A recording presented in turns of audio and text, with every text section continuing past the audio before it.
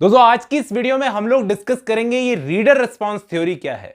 जो भी बच्चे इंग्लिश में नेट की तैयारी कर रहे हैं उनके लिए बहुत ही इंपॉर्टेंट टॉपिक है। इस वीडियो में हम लोग समझने की कोशिश करेंगे कि ये टॉपिक है क्या, रीडर रिस्पांस थ्योरी क्या है। ऊपर ऊपर से आपको सबको पता होगा, कहीं ना कहीं आपने देखा होगा, सुना होगा, लेकिन इसके अंदर कौन कौन सी ब्रांचेस है, इनको कैसे डिवाइड किया गया है, इसमें कौन से ग्रुप्स थे और कौन से बड़े नाम थे, इस वीडियो में मैं डिस्कस करूंगा। आज की वीडियो बहुत ही इंपॉर्टेंट होने वाली है। एक कॉपी और पेन लेकर सब कुछ नोट करते हुए चल एक कॉपी और पेन लेकर सब कुछ नोट करते हुए चलना। वैसे तो दोस्तों मैं पहले भी बहुत सारी वीडियोस में ये रीडर रिस्पांस थ्योरी के बारे में बात कर चुका हूँ, लेकिन इस वीडियो में मैं आपको डिटेल से बताने वाला हूँ कि ये थ्योरी क्या कहती है। देखिए, सबसे पहले तो हमें ये समझना पड़ेगा कि ये थ्योरी 1960s और 70s में जाकर पॉपुलर हुई थी, मतलब इसको फेम मिली। आप एक कॉपी और पेन लेकर नोट करते हुए चलो तो बहुत ही अच्छा रहेगा, क्योंकि क्वेश्चंस यहीं से बनते रहते हैं। काफ़ी सारी चीज़ें हैं जो इस वीडियो में मैं आपको बताने वाला हूँ। इसमें जैसा कि हमें नाम से ही समझ में आ रहा है, फोकस किया जाता है कि किसी पर्टिकुलर टेक्स्ट को पढ़ते वक्त उसका रीडर जो होता है, यानी आपके और मेरे जैसे लोग, यानी ऑडियंस, क्या रिएक्शन देती है। बजाय कि हम टेक्स्ट को ढंग से एनालाइज करें, टेक्स्ट पर ज़्यादा फोकस करें, या फिर ऑथर की बायोग्राफी को पढ़ें। जैसा कि न्यू हिस्टोरिसिज्म में बोला जाता था कि ऑथर की बायोग्राफी को पढ़ो, ऑथर के बैकग्राउंड को पढ़ो, हिस्टोरिकल कॉन्टेक्स्ट को पढ़ो। ये सब चीज़ें इसमें नहीं की जाती, बल्कि इस पर फोकस किया जाता है कि रीडर यानी ऑडियंस टेक्स्ट को पढ़ते हुए क्या रिएक्शन दे रही है। और काफ़ी हद तक ये reader response theory post structuralism से कनेक्टेड है। मैंने आपको पहले भी एक वीडियो में बताया कि पोस्ट स्ट्रक्चरलिज्म में भी कुछ हद तक ऐसी ही थ्योरी चलती थी कि रीडर का क्या रोल है, इस पर फोकस किया जाता था। जबकि न्यू क्रिटिसिज्म वाली वीडियो में मैंने आपको बताया था कि न्यू क्रिटिसिज्म किस पर फोकस करता था, टेक्स्ट पर फोकस करता था कि टेक्स्ट के अंदर जो कुछ भी है उसको एक नींबू के रस की तरह निचोड़ लो, टेक्स्ट के अंदर आपको सब कुछ मिल जाएगा। उस थ्योरी का क्या कहना था कि किसी भी टेक्स्ट के ऑब्जेक्टिव मीनिंग्स उसमें ऑलरेडी मौजूद होते हैं, बस रीडर को उन मीनिंग्स को ढूंढना होता है। जैसे नींबू को स्क्वीज करके उसका रस निकालते हैं, वैसे ही उस टेक्स्ट के ऑब्जेक्टिव मीनिंग्स में से हमें उसका मतलब निकालना होता है। वो थ्योरी ये मानती थी, मतलब रीडर का तो यहाँ पर कोई रोल ही नहीं है। कॉन्टेक्स्ट तो अलग चीज़ है, यहाँ पर रीडर का तो रोल ही नहीं है। तो यहाँ पर रीडर रिस्पांस थ्योरी क्यों निकल कर आई, हमें समझ में आ रहा है। ये थ्योरी क्या बोलती थी, न्यू क्रिटिसिज्म से एकदम उल्टा मानते थे इस थ्योरी को फॉलो करने वाले। वो बोलते थे कि टेक्स्ट का तब तक कोई मतलब नहीं निकल सकता जब तक रीडर उस वर्क को पढ़कर एक्सपीरियंस ना कर ले।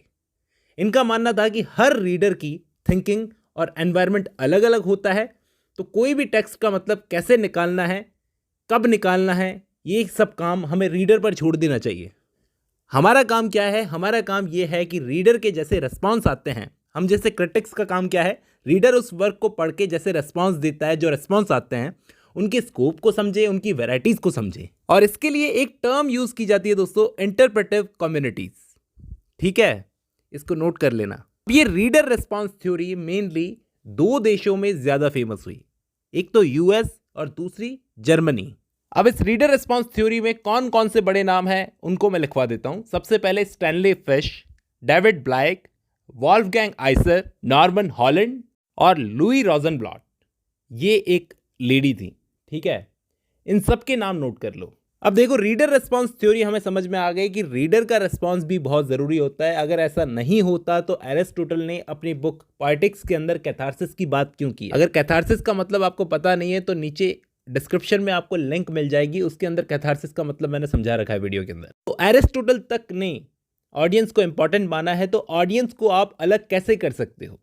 अब दोस्तों एक प्रोफेसर हैं लॉयस टाइसन, उन्होंने इस रीडर रिस्पांस क्रिटिसिज्म को 5 पार्ट्स में क्लासिफाई किया है। कितने पार्ट्स में? 5 पार्ट्स में।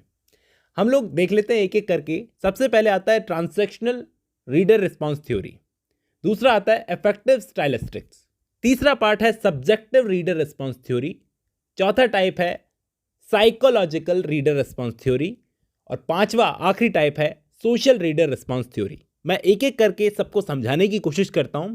ये जितने भी बड़े बड़े नाम मैंने लिए, सबको इनके कैरेक्टरिस्टिक्स को देखते हुए इन 5 पार्ट्स में बांटा गया है। सबसे पहले हम ट्रांसैक्शनल थ्योरी के बारे में जानते हैं।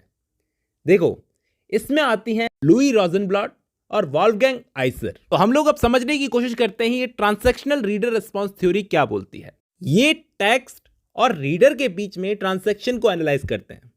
तो जो खास बात पता है क्या है, लुई रोजनब्लॉट जो हैं, ये कभी भी टेक्स्ट की इंपॉर्टेंस को रिजेक्ट नहीं करती। आपने इससे पहले बहुत सारे लोग देखे होंगे जो कभी किसी रीडर के इंपॉर्टेंस को रिजेक्ट करते हैं तो कभी बैकग्राउंड यानी कॉन्टेक्स्ट की इंपॉर्टेंस को रिजेक्ट करते हैं, लेकिन ये कभी भी रीडर रेस्पॉन्स थ्योरी से जुड़ी हुई होकर के भी टेक्स्ट की इंपॉर्टेंस को रिजेक्ट नहीं करती, बल्कि ये कहती है कि रीडर का रेस्पॉन्स और टेक्स्ट की इंपॉर्टेंस ये दोनों both are necessary in the production of meaning. एक चीज का अगर तुम्हें मीनिंग निकालना होगा तो दोनों अपने आप में जरूरी है। जब दोनों मिलेंगे तभी कोई मतलब निकलेगा।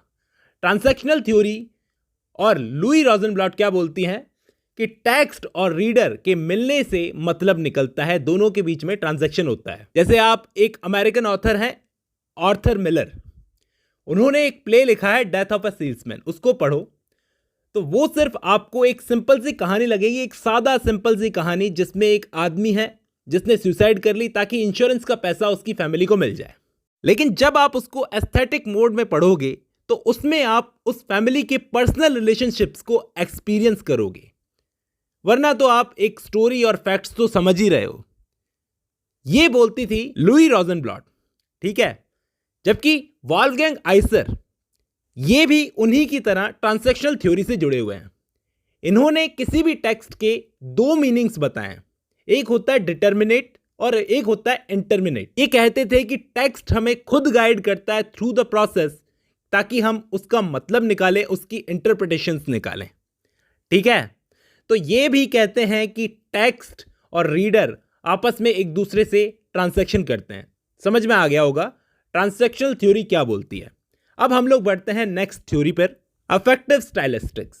इसमें आते हैं स्टैनली फिश। ये कहते हैं कि लिटरेरी टेक्स्ट में जो कुछ भी लिखा है उसे रीडर के एक्सपीरियंस से सेपरेट नहीं किया जा सकता। मतलब हर रीडर अपनी लाइफ के एक्सपीरियंस को बेस बनाकर किसी टेक्स्ट का मीनिंग निकालता है और अपनी लाइफ का मतलब समझता है। देखो, इससे पहले वाली थ्योरी में क्या बोला जा रहा था कि किसी रीडर और किसी टेक्स्ट के बीच में ट्रांजैक्शन होता है, ठीक है।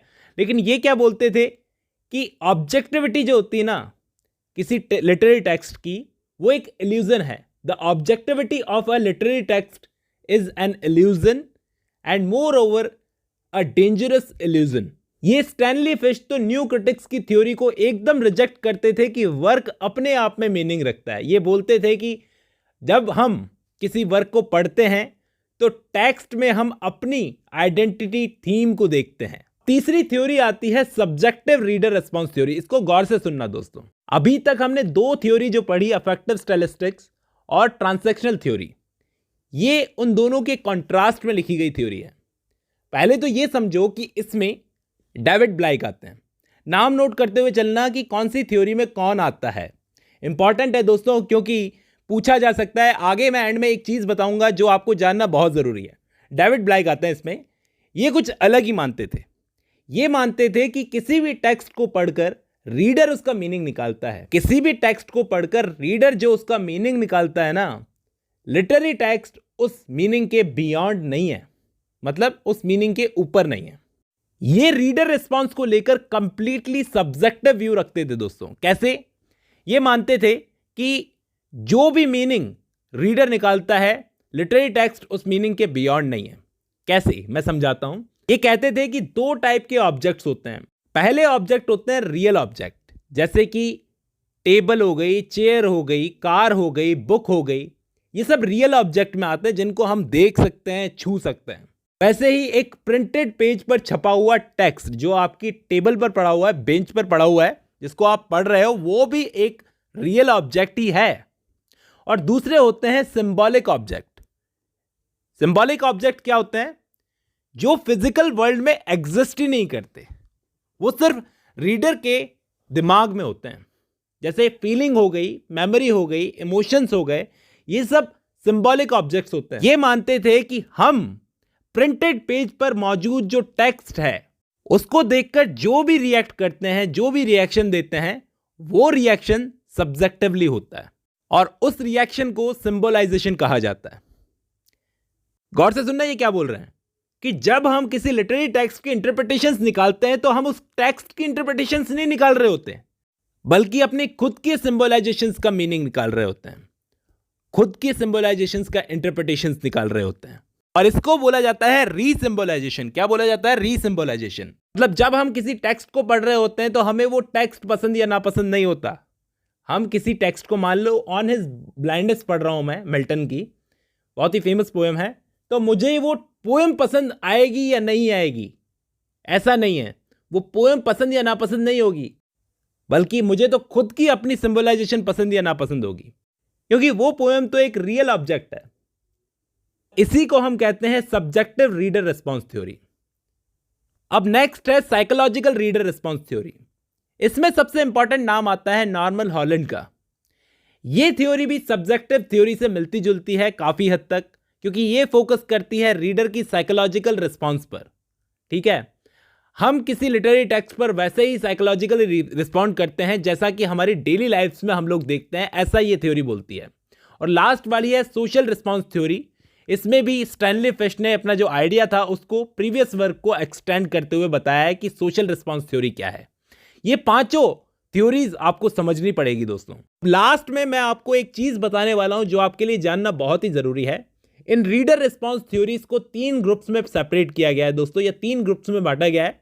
सबसे पहले तो वो जो इंडिविजुअल रीडर के एक्सपीरियंसेस पर फोकस करते हैं, यानी एक सिंगल रीडर है उसके एक्सपीरियंसेस पर फोकस करते हैं, उनको कहा जाता है इंडिविजुअलिस्ट। इसमें आते हैं हॉलैंड और ब्लाइक। दूसरे वो जो एक्सपेरिमेंट्स कंडक्ट करते हैं, इनको कहा जाता है एक्सपेरिमेंटर्स। और तीसरे हैं यूनिफॉर्मलिस्ट। इन तीनों के बारे में हम किसी और वीडियो में डिस्कस करेंगे। फिलहाल आज की इस वीडियो में बस इतना ही। उम्मीद करता हूं इस वीडियो से आपको कुछ ना कुछ हेल्प जरूर मिली होगी दोस्तों। फ्यूचर में मैं ऐसी और भी वीडियोस बनाता रहूंगा। फिलहाल आज की इस वीडियो में बस इतना ही।